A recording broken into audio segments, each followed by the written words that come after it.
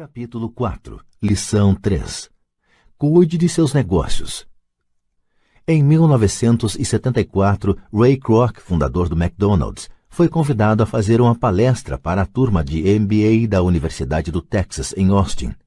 Um querido amigo meu, Kate Cunningham, era aluno dessa turma. Depois de uma exposição forte e inspiradora, os estudantes perguntaram a Ray se gostaria de juntar-se a eles num bar que frequentavam para tomar uma cerveja. Ray aceitou gentilmente. "Qual é o meu negócio?" perguntou Ray, quando todo mundo já estava com o seu copo de cerveja. Todos riram, conta Kate. A maioria da turma pensou que Ray estivesse brincando. Ninguém respondeu e Ray repetiu a pergunta. "Em que negócio vocês pensam que eu atuo?" Os estudantes soltaram uma gargalhada e, finalmente, uma alma corajosa gritou. "Ray, não há ninguém no mundo que não saiba que você está no ramo de hambúrgueres." Ray deu uma risada. "Achei que vocês fossem responder isso mesmo." Fez uma pausa, disse rapidamente. "Senhoras e senhores, eu não atuo no ramo de hambúrgueres. Meu negócio são imóveis." Kate conta que Ray passou um bom tempo explicando seu ponto de vista. Em seu plano de negócios, Ray sabia que o principal foco era a venda de franquias de hambúrguer, mas nunca perdeu de vista a localização de cada franquia. Ele sabia que os imóveis e sua localização eram o mais importante fator de sucesso de cada franquia. Basicamente, a pessoa que comprava a franquia estava também comprando o terreno em que se situava a franquia da organização de Ray Kroc. O McDonald's é hoje o maior proprietário individual de terrenos no mundo, superando até a Igreja Católica. Atualmente, o McDonald's é proprietário de alguns dos cruzamentos e esquinas mais valiosos, não só dos Estados Unidos, como também de outras partes do mundo. Kate diz que essa foi uma das mais importantes lições que recebeu em sua vida. Atualmente, Kate é proprietário de lava-carros, mas seu negócio são os terrenos que estão por baixo desses lava-carros. O capítulo anterior terminou com exemplos ilustrando que a maioria das pessoas trabalha para todo mundo, menos para elas próprias. Elas trabalham em primeiro lugar para os donos das empresas, depois para o governo ao pagar impostos e finalmente para o banco onde fizeram a hipoteca. Quando garoto não havia nenhum McDonald's por perto. Contudo, meu pai rico ensinou a mim e a Mike a mesma lição que Ray Kroc deu na Universidade do Texas. É a lição 3 dos ricos. O segredo é: cuide de seu negócio. As dificuldades financeiras são muitas vezes o resultado direto de se trabalhar toda a vida para outras pessoas. Muita gente chegará sem nada ao fim de sua vida de trabalho. Nosso atual sistema de ensino se concentra em preparar a juventude para os empregos por meio do desenvolvimento de habilidades acadêmicas. Suas vidas girarão em torno de seus salários, ou, como citado anteriormente, pela renda gerada por emprego. Depois de desenvolvidas as habilidades acadêmicas, os estudantes vão para níveis mais elevados de ensino a fim de desenvolver suas habilidades profissionais. Eles estudam para tornar-se engenheiros, cientistas, cozinheiros, policiais, artistas, escritores, etc. Suas habilidades profissionais lhe permitirão ingressar na força de trabalho e trabalhar por dinheiro. Há uma grande diferença entre sua profissão e seu negócio. Muitas vezes pergunto às pessoas: "Qual é o seu negócio?" E elas respondem: "Sou banqueiro." No inglês, usa-se a mesma palavra banker para denominar o banqueiro e o gerente do banco. Então lhes pergunto se eles são donos do banco. Em geral, respondem: "Não, eu trabalho para o banco." Nesse caso, está se confundindo profissão com negócio. Sua profissão pode ser a de banqueiro, mas elas ainda não são donas do negócio. Ray Kroc sabia claramente a diferença entre sua profissão e seu negócio. Em uma época, ele vendia misturadores de milkshake e pouco depois vendia franquias de hambúrguer. Mas enquanto sua profissão era vender franquia de hambúrguer, seu negócio era acumular imóveis, geradores de renda. Um dos problemas com a escola é que frequentemente você se transforma naquilo que você estuda. Se você estuda, digamos, culinária, você se torna um chefe. Se você estuda direito, você se torna um advogado. E se você estuda mecânica de automóveis, você se torna um mecânico. O erro de tornar-se aquilo para o que você estuda é que muitas pessoas se esquecem de cuidar de seu negócio. Elas passam a vida cuidando dos negócios de outras pessoas e enriquecendo essa pessoa. Para ter segurança financeira, a pessoa precisa cuidar de seu negócio.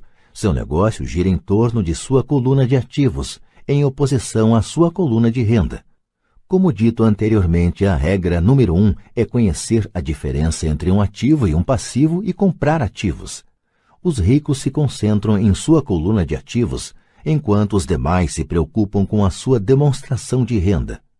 É por isso que ouvimos com tanta frequência: preciso de um aumento. Se pelo menos conseguisse uma promoção, vou voltar a estudar para procurar um emprego melhor. Vou fazer hora extra. Quem sabe consigo mais um emprego.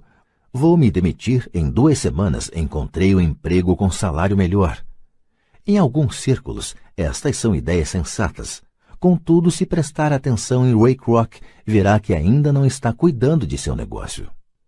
Essas ideias todas ainda focam a coluna da renda e só ajudarão a pessoa a ter mais segurança financeira se o dinheiro adicional for utilizado na aquisição de ativos geradores de renda. A principal razão pela qual pobres e classe média são conservadores, do ponto de vista financeiro, o que quer dizer não posso me arriscar, é que eles não têm um embasamento financeiro, apenas agarram-se a seus empregos, fazem o que é seguro. Quando o corte de pessoal se tornou a coisa in a ser feita, milhões de trabalhadores descobriram que seu chamado maior ativo, sua residência, os estava comendo vivos. Seu ativo chamado de casa ainda lhes custava dinheiro a cada mês. Seu carro, outro ativo, os devorava.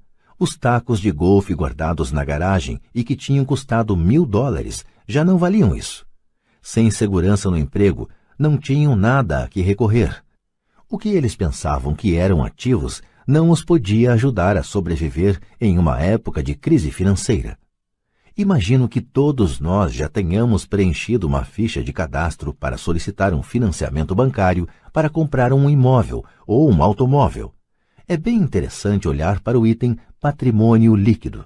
É interessante porque é isso que os bancos e as práticas contábeis aceitam como ativo de uma pessoa. Certo dia, minha posição financeira não parecia muito boa para obter um crédito, de modo que incluí meus tacos de golfe, minha coleção de arte, livros, aparelho de som, televisão, ternos Armani, relógios de pulso, sapatos e outros objetos pessoais, a fim de aumentar o montante da coluna dos ativos. O empréstimo, entretanto, foi recusado porque eu tinha muito dinheiro investido em imóveis. Os responsáveis pela concessão de empréstimos não gostaram do fato de eu obter uma parte tão grande de minha renda com apartamentos alugados. Eles queriam saber por que eu não tinha um emprego normal com um salário. Eles não questionaram os ternos Armani, os tacos de golfe ou a coleção de arte. A vida, às vezes, é dura para quem não se encaixa no perfil padrão. Tenho arrepios sempre que ouço alguém falar para mim que seu patrimônio líquido é de $1 milhão ou de $100 mil ou qualquer outro valor. Um dos motivos por que o patrimônio líquido não é um indicador acurado é simplesmente porque no momento em que você começa a vender seus ativos, seus ganhos são tributados. Muitas pessoas se envolvem em dificuldades financeiras quando sua renda é reduzida. Elas tomam empréstimos, elas vendem seus ativos. Primeiro, seus ativos, em geral, só podem ser vendidos por uma fração do valor declarado em seu balanço pessoal. Ou, se houver um ganho na venda desses ativos, esse ganho será tributado. De modo que, repito, o governo pega uma parte dos ganhos, reduzindo assim o montante disponível para auxiliá-las a sair da dívida.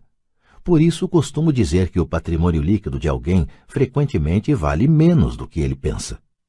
Comece a cuidar de seus negócios. Fique no seu emprego, mas comece a comprar ativos reais, não passivos ou objetos pessoais que não têm valor real, uma vez que você os leva para dentro de casa.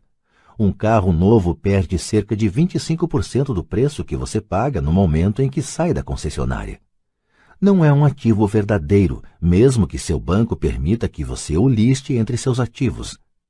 Meu novo taco de titânio, que custou $400, passou a valer $150 no momento em que pisei no campo de golfe. Para adultos, a lição é manter reduzidas as despesas, reduzir os passivos e formar diligentemente uma sólida base de ativos. Para os jovens que ainda não saíram de casa, é importante que seus pais lhes ensinem a diferença entre ativos e passivos. Faça com que seus filhos comecem a construir uma firme base de ativos antes que saiam de casa, casem, comprem casa, tenham filhos e se encontrem em uma situação financeira difícil, agarrando-se a um emprego e comprando tudo a crédito. Vejo muitos jovens casarem e se verem aprisionados em um estilo de vida que não lhes permite sair do atoleiro das dívidas durante a maior parte dos anos de trabalho. Frequentemente, quando o último filho sai de casa, os pais constatam que não se prepararam adequadamente para a aposentadoria e começam a tentar poupar algum dinheiro. Então, seus próprios pais adoecem e eles se deparam com novas dificuldades. Qual o tipo de ativo que sugiro a você ou a seus filhos adquirirem? No meu mundo, ativos reais se agrupam em várias categorias diferentes. 1. Negócios que não exigem minha presença. Sou o dono deles, mas eles são administrados por outras pessoas. Se eu tiver que trabalhar neles, não é um negócio, torna-se uma profissão. 2. Ações. 3. Títulos. 4. Fundos mútuos. 5. Imóveis que geram renda. 6. Promissórias. 7. Royalties de propriedade intelectual como música, escritos, patentes. 8. Tudo o que tenha valor, gere renda ou se valorize e tenha um mercado líquido. Quando garoto, meu pai instruído me incentivava a procurar um emprego seguro. Meu pai rico, por outro lado, me incentivava a começar a adquirir ativos que me agradassem. Se você não gostar deles, você não cuidará deles. Comecei a adquirir imóveis simplesmente porque adoro prédios e terrenos. Gosto de comprá-los. Poderia buscá-los o dia todo. Quando surgem problemas, não são tão graves que mudem meu apreço pelos imóveis. Pessoas que detestam imóveis não deveriam comprá-los. Adoro ações de pequenas empresas, especialmente aquelas que estão iniciando suas atividades. A razão é que eu sou um empreendedor, não um homem da grande empresa. Quando jovem, trabalhei em grandes organizações como a Standard Oil da Califórnia, a Marinha dos Estados Unidos e a Xerox Corp. Apreciei o tempo que lá passei e tenho boas lembranças, mas eu sabia lá no fundo que não era um homem de organização. Gosto de iniciar empresas, não de dirigi-las. Então compro, em geral, ações de pequenas empresas e, às vezes, até inicio a empresa e depois a levo ao mercado. Podem-se fazer fortunas com a emissão de novas ações e eu gosto desse jogo. Muitas pessoas têm medo de pequenas empresas e as consideram arriscadas, e de fato o são. Mas o risco sempre é diminuído se você gostar daquilo em que está investindo, entendê-lo e conhecer o jogo. Com pequenas empresas, minha estratégia é de investimento, é desfazer-me das ações no prazo de 1 ano. Por outro lado, minha estratégia para os imóveis é começar com pouco, depois trocá-los por imóveis maiores e, portanto, adiar o pagamento dos impostos sobre os ganhos. Isto permite que seu valor aumente acentuadamente. Costumo ficar com os imóveis menos do que 7 anos. Durante anos, mesmo quando estava na Marinha ou na Xerox, fiz o que aconselhava meu pai rico. Fiquei no meu emprego, mas ainda assim cuidava dos meus negócios. Estava atento à minha coluna de ativos, negociava com imóveis e ações. Pai rico sempre destacava a importância da alfabetização financeira. Quanto melhor eu entendesse a contabilidade e a gestão do dinheiro, melhor eu poderia analisar investimentos e, por fim, construir minha própria empresa. Eu não incentivaria ninguém a iniciar uma nova empresa, a menos que realmente o desejasse. Conhecendo o que conheço quanto à direção de uma empresa, não recomendaria a tarefa a ninguém. Em certos casos, quando a pessoa não consegue um emprego, iniciar uma empresa pode ser uma solução. As chances, entretanto, são adversas. 9 entre 10 empresas quebram em 5 anos. Das que sobrevivem aos primeiros 5 anos, 9 entre cada 10 também quebram. Se você realmente tem o desejo de ter sua própria empresa, vá em frente. Se não for esse o caso, fique no seu emprego e cuide de seus negócios. Quando digo cuide de seus negócios, refiro-me à formação e à manutenção de uma sólida coluna de ativos. Se $1 entrar nela, nunca o deixe sair de lá. Pense deste modo: uma vez que $1 entra na coluna dos ativos, ele se transforma em seu empregado. O melhor do dinheiro é que ele trabalha 24 horas por dia e pode fazê-lo durante gerações. Fique no seu emprego, seja um ótimo empregado, mas construa essa coluna de ativos. À medida que seu fluxo de caixa cresce, você pode comprar alguns artigos de luxo. Uma distinção importante é que os ricos compram os artigos de luxo por último, enquanto pobres e classe média tendem a fazê-lo antes. Nos Estados Unidos, os pobres e a classe média frequentemente compram itens de luxo como casas grandes, diamantes, peles, joias ou barcos, porque desejam parecer ricos. Parecem ricos, mas na verdade estão afundando em dívidas. As pessoas que já têm dinheiro, os ricos a longo prazo, constroem primeiro sua coluna de ativos. Então, com a renda gerada por sua coluna de ativos, compram os artigos de luxo. Os pobres e a classe média compram artigos de luxo com seu próprio suor, sangue e com a herança de seus filhos. Um luxo verdadeiro é uma recompensa por ter investido e desenvolvido uma coluna de ativos. Por exemplo, quando minha mulher e eu auferimos uma renda maior com nossos apartamentos, ela comprou sua Mercedes. Ela não fez nenhum trabalho extra ou arriscou sua parte porque os imóveis compraram o carro. Contudo, ela teve que esperar durante 4 anos enquanto o portfólio de imóveis crescia e finalmente começou a gerar suficiente renda extra para pagar o carro. Mas o luxo, a Mercedes, foi uma verdadeira recompensa. Ela provou que sabia como aumentar sua coluna de ativos. Esse carro significa muito mais para ela do que apenas outro carro bonito. Significa que utilizou sua inteligência financeira para adquiri-lo. O que muita gente faz é comprar compulsivamente um carro ou outro bem de luxo a crédito. Podem estar se sentindo entediadas e desejam apenas um brinquedo novo. Comprar um luxo a crédito leva alguém mais cedo ou mais tarde a se ressentir desse luxo, porque o endividamento se torna um ônus financeiro. Depois que você dedicou seu tempo e investiu em seus negócios, está pronto para acrescentar o toque mágico. O maior segredo dos ricos. O segredo que põe os ricos muito à frente da multidão. A recompensa no fim da estrada por ter dedicado diligentemente seu tempo para cuidar de seus negócios. Capítulo 5, lição 4. A história dos impostos e o poder da sociedade anônima. Lembro-me de ter ouvido na escola a história de Robin Hood. Meu professor pensava que fosse uma maravilhosa história de um herói romântico tipo Kevin Costner, que roubava dos ricos para dar aos pobres. Meu pai rico não via Robin Hood como um herói. Ele o chamava de bandido. Robin Hood pode ter desaparecido há muito tempo, mas seus seguidores perduraram. Quantas vezes ouço as pessoas dizerem: por que os ricos não pagam por isso? Ou, os ricos deveriam pagar mais impostos para atender à pobreza. Essa ideia de Robin Hood, ou de tirar dos ricos para dar aos pobres, é que provoca os maiores sofrimentos para os pobres e para a classe média. Razão pela qual a classe média paga impostos tão pesados está no ideal de Robin Hood.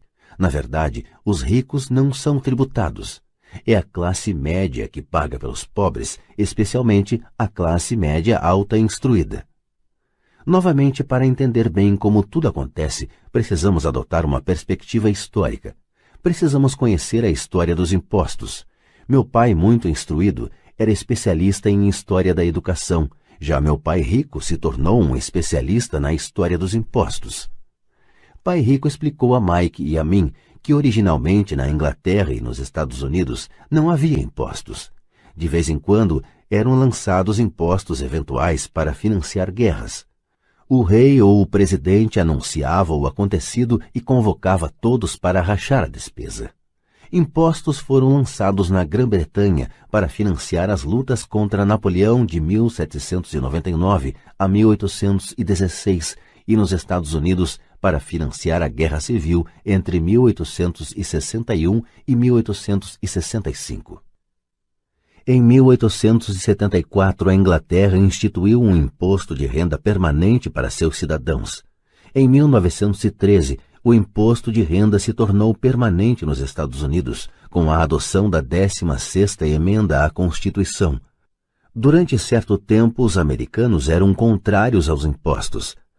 Foi o excessivo imposto sobre o chá que levou ao famoso Tea Party no porto de Boston, um incidente que ajudou a desencadear a Guerra Revolucionária.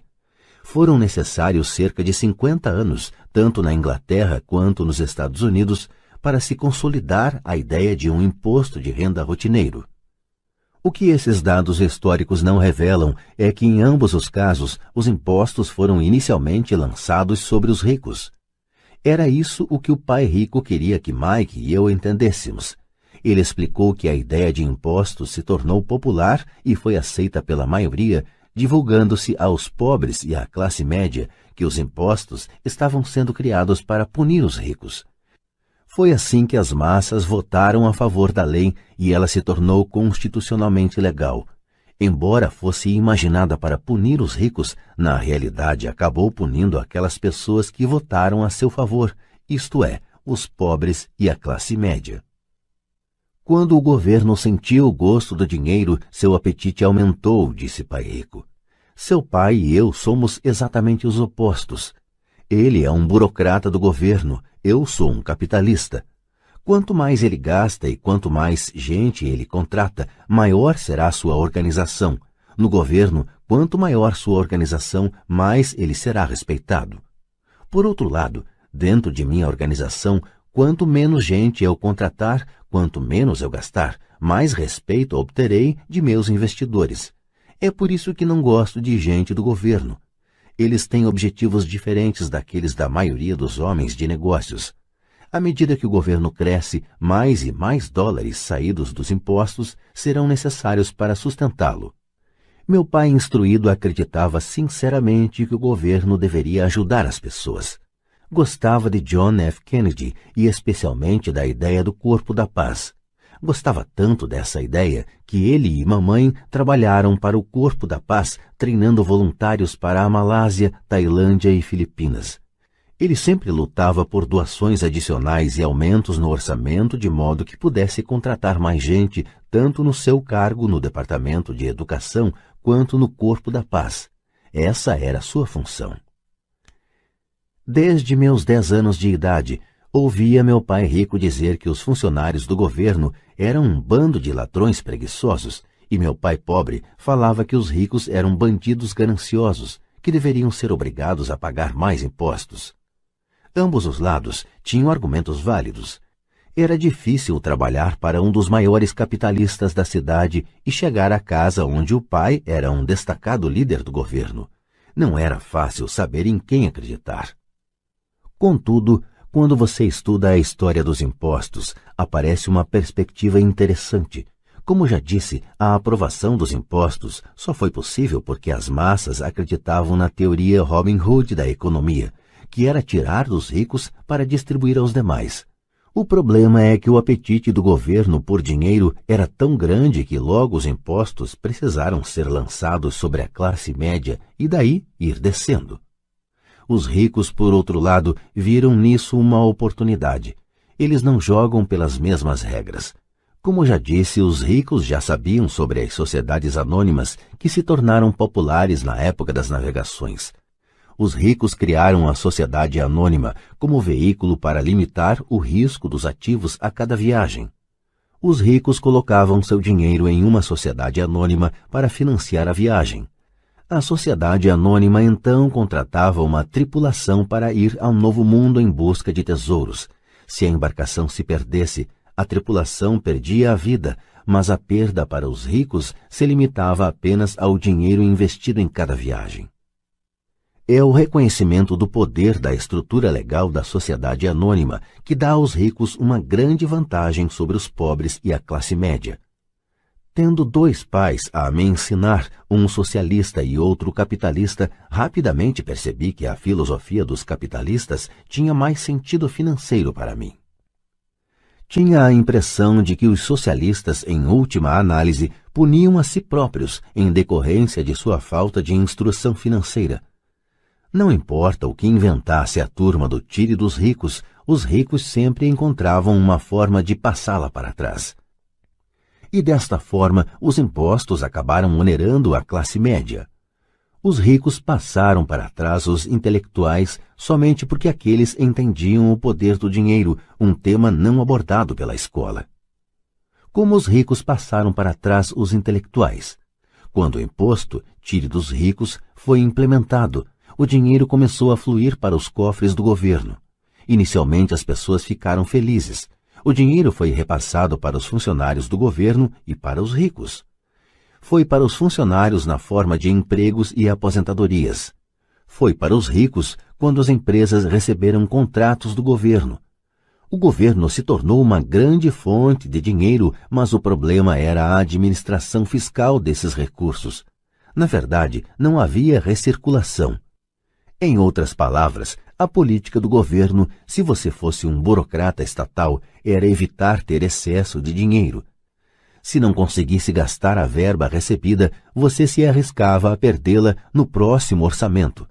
Certamente não haveria reconhecimento para você se fosse eficiente.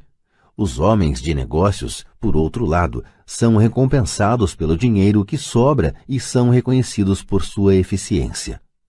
À medida que este ciclo de despesas públicas crescentes continuava, a demanda por dinheiro aumentava e a ideia de tire dos ricos se ajustava agora para incluir níveis de renda mais baixos, chegando aos que tinham votado em favor dos impostos, os pobres e a classe média. Os verdadeiros capitalistas aplicavam seus conhecimentos financeiros para simplesmente encontrar uma maneira de escapar. Eles se voltaram para a proteção de uma sociedade anônima. Uma sociedade anônima protege os ricos. Mas o que muita gente desconhece é que uma sociedade anônima não é algo concreto, no sentido literal do termo. Uma sociedade anônima é simplesmente uma pasta de arquivo com alguns documentos legais que descansa no escritório de um advogado e está registrada em um órgão público. Não é um edifício com o nome de uma empresa, não é uma fábrica ou um grupo de pessoas. Uma sociedade anônima é simplesmente um documento legal que cria um corpo jurídico sem alma. A fortuna dos ricos estava novamente protegida. Mais uma vez, as sociedades anônimas se tornaram populares depois que as leis do imposto de renda permanente foram aprovadas, porque a alíquota do imposto de renda sobre as sociedades anônimas era menor do que as vigentes sobre as pessoas físicas. Além disso, como foi mostrado anteriormente, certas despesas poderiam ser descontadas da renda tributável da sociedade anônima. Esta guerra entre os que têm e os que não têm se mantém há centenas de anos. É a turma do tire dos ricos contra os ricos. A batalha é travada sempre que são discutidas leis e continuará sempre. O problema é que as pessoas que perdem não têm informação. Se elas entendessem a maneira como os ricos jogam, também poderiam jogar. Então estariam a caminho de sua independência financeira. É por isso que me arrepio toda vez que ouço um pai aconselhar seu filho a estudar para poder conseguir um bom emprego seguro. Um empregado com um emprego bom e seguro não tem escapatória. O americano comum de hoje trabalha de 5 a 6 meses para o governo antes de ter conseguido o suficiente para pagar seus impostos. Em minha opinião, isso é tempo demais. Quanto mais arduamente você trabalha, tanto mais você paga ao governo. É por isso que acredito que a ideia de tire dos ricos acaba sendo um tiro pela culatra para aqueles que a votaram. Toda vez que as pessoas tentam punir os ricos, estes não apenas não obedecem, como reagem. Eles têm o dinheiro, o poder e a intenção de mudar as coisas. Não ficam sentados e pagam voluntariamente mais impostos. Ao contrário, buscam maneiras de minimizar sua carga tributária. Contratam advogados e contadores competentes e convencem os políticos a mudar as leis ou a criar artifícios legais. Eles têm os recursos para fazer mudanças. O Código Tributário dos Estados Unidos também oferece outras formas de elidir os impostos. Muitos desses instrumentos estão à disposição de qualquer um, mas são em geral os ricos que tiram proveito deles porque cuidam de seus negócios.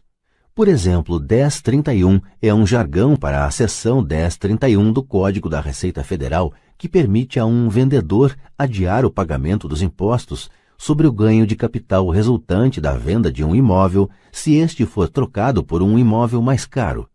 Se você continuar aumentando seu patrimônio mediante a troca de imóveis, seus ganhos não serão tributados enquanto você não liquidar a transação. As pessoas que não se beneficiam desta poupança de impostos permitida legalmente estão perdendo uma grande oportunidade de aumentar sua coluna de ativos. Os pobres e a classe média não têm os mesmos recursos. Eles ficam sentados e deixam que o governo espete em seus braços as agulhas para a doação de sangue. Atualmente fico chocado com o número de pessoas que pagam mais impostos ou aplicam menos deduções simplesmente porque têm medo do governo. E sei como um agente tributário do governo pode ser apavorante e intimidante. Tenho amigos cujos negócios foram fechados e destruídos, para só depois descobrirem que se tratava de um erro do governo. Eu percebi isso. Mas o preço de trabalhar de janeiro a meados de maio é um preço muito alto para essa intimidação. Meu pai pobre nunca se rebelou, nem meu pai rico. Este foi apenas mais esperto e usou as sociedades anônimas, o maior segredo dos ricos. Você lembrará a primeira lição que aprendi com o meu pai rico. Eu era um garoto de 9 anos que teve que sentar e esperar até que ele resolvesse falar comigo. Frequentemente sentei em seu escritório esperando que ele me atendesse. Ele me ignorava propositalmente. Queria que eu reconhecesse seu poder e desejasse ter um dia esse mesmo poder. Durante todos os anos que estudei e trabalhei com ele, sempre me lembrou que conhecimento é poder. E com o dinheiro vem mais poder, o que exige o conhecimento certo para mantê-lo e fazê-lo se multiplicar. Sem esse conhecimento, o mundo arrasta você. Pai Rico sempre recordava a mim e a Mike que o maior tirano não era o patrão ou o supervisor, mas o homem dos impostos.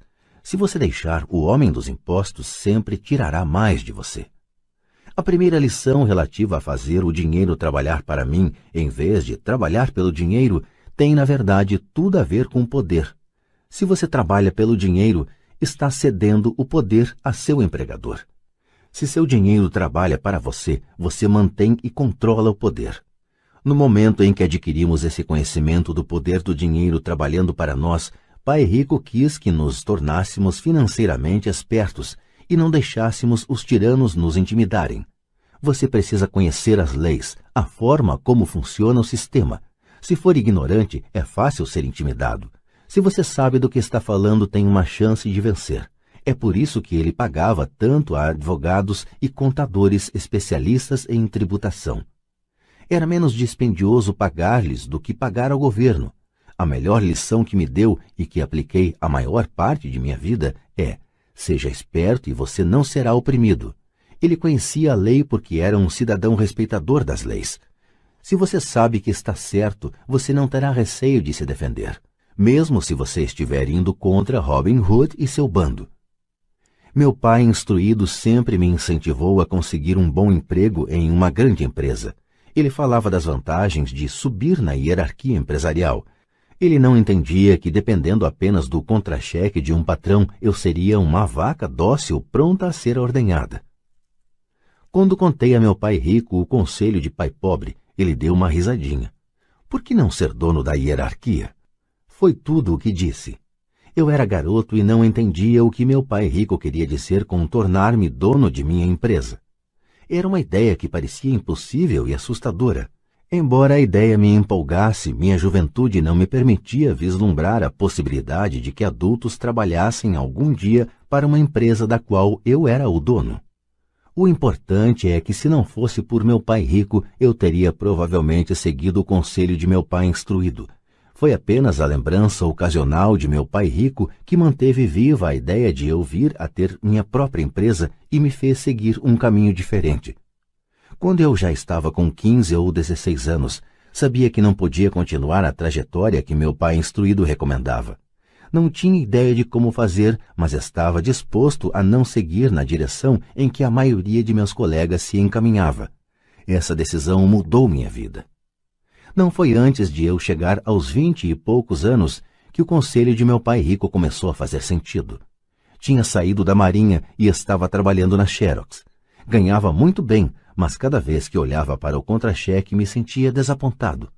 As deduções eram tão grandes e quanto mais eu trabalhava, maiores elas eram. Na medida em que eu era bem-sucedido, meus chefes falavam de promoções e aumentos. Era lisonjeador, mas podia ouvir pai rico sussurrando em meu ouvido: para quem você está trabalhando? Quem você está enriquecendo? Em 1974, ainda estava na Xerox, criei minha primeira sociedade anônima e comecei a cuidar de meu negócio. Já havia alguns ativos em minha coluna de ativos, mas agora estava determinado a focar um mercado maior. Esses contra-cheques cheios de deduções justificavam todos os conselhos que pai rico me dera ao longo dos anos. Via o futuro que me aguardava se seguisse o conselho de meu pai instruído. Muitos empregadores temem aconselhar seus empregados a cuidar de seus próprios negócios. Estou certo de que isso pode valer para certas pessoas. Mas em meu caso, a atenção dada aos meus negócios, ao aumento de ativos, tornou-me um empregado melhor. Agora eu tinha um objetivo. Chegava cedo e trabalhava diligentemente, juntando todo o dinheiro possível para poder começar a adquirir imóveis. O Havaí estava começando a crescer e havia fortunas a serem feitas. Quanto mais eu percebia os estágios iniciais da expansão, mais máquinas Xerox eu vendia. Quantas mais vendia, mais dinheiro ganhava e, naturalmente, mais deduções apareciam em meu contra-cheque. Era inspirador. Estava tão ansioso para fugir da armadilha que eu trabalhava mais e não menos. Por volta de 1978, costumava ocupar um dos primeiros 5 lugares entre os vendedores, às vezes o primeiro.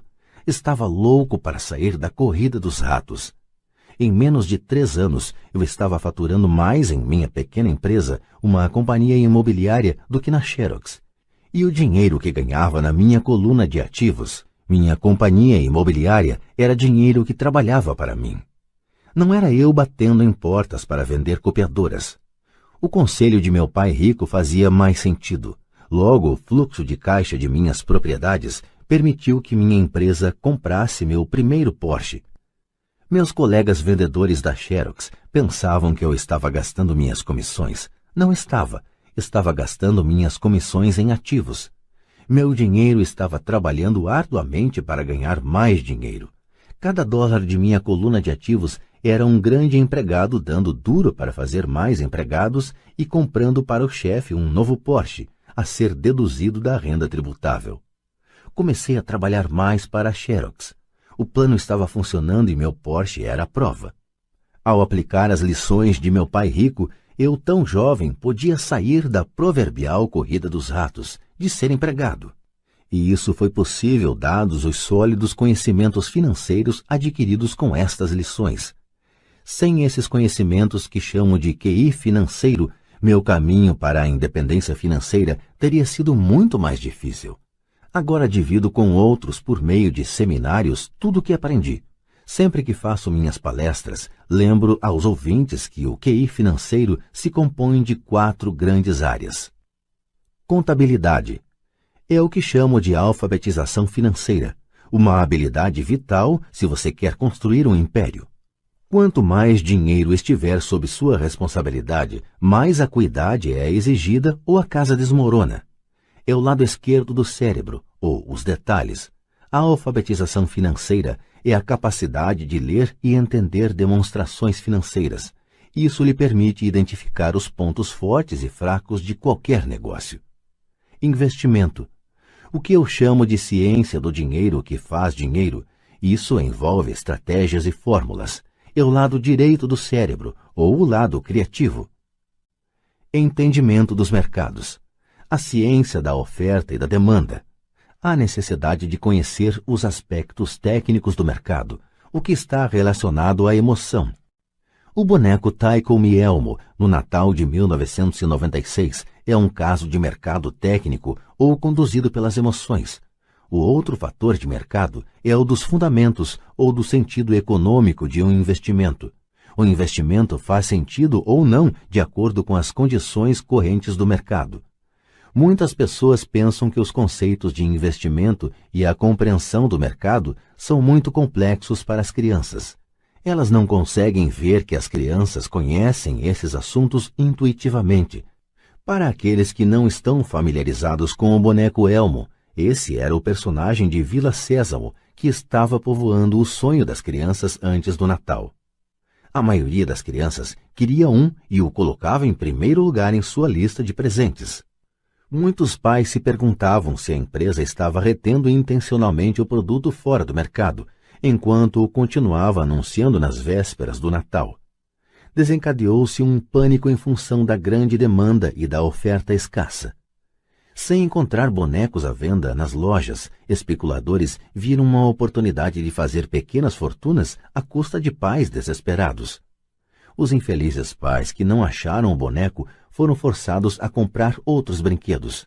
A incrível popularidade do boneco Elmo não fazia sentido para mim, mas serve como um excelente exemplo econômico de oferta e demanda. O mesmo pode ser dito dos mercados de ações, títulos, imóveis e cartões de beisebol. Lei. Por exemplo, utilizando uma sociedade anônima com os artifícios técnicos contábeis, o investimento e os mercados podem permitir um crescimento explosivo. Uma pessoa com o conhecimento das vantagens tributárias e a proteção oferecida por uma sociedade anônima pode enriquecer muito mais rapidamente do que alguém que é simples empregado ou proprietário único de uma empresa. É como a diferença entre andar e voar. A diferença é muito profunda quando se trata de riqueza a longo prazo. 1. Vantagens tributárias. Uma sociedade anônima pode fazer muitas coisas que a pessoa física não pode, como pagar despesas antes de pagar impostos. Isto é uma especialização muito empolgante, mas não necessária, a menos que você tenha grandes ativos ou uma empresa. Os empregados ganham e o imposto é descontado na fonte. Assim, eles têm que tentar sobreviver com o que sobra. Uma sociedade anônima fatura, gasta tudo o que pode e paga imposto sobre o que sobra. É uma das principais brechas tributárias de que se valem os ricos. É fácil constituí-las e não são dispendiosas se seus próprios investimentos geram um bom fluxo de caixa. Por exemplo, se você é dono de sua sociedade anônima, suas férias podem ser reuniões do conselho no Havaí. Prestações de carro, seguros, concertos são despesas da sociedade. A mensalidade da academia de ginástica é uma despesa da sociedade. A maioria das refeições em restaurante pode ser considerada como despesa, e assim por diante. Mas faça-o legalmente antes de pagar o imposto. 2. Proteção contra processos judiciais. Vivemos em uma sociedade litigiosa. Todos querem uma parte de seu dinheiro. Os ricos escondem boa parte de sua fortuna por meio de sociedades anônimas e fundos fiduciários para proteger seus ativos dos credores. Quando alguém processa uma pessoa rica, depara-se frequentemente com camadas de proteção legal e descobre, finalmente, que a pessoa rica não possui, de fato, nada. Os ricos controlam tudo, mas não possuem nada.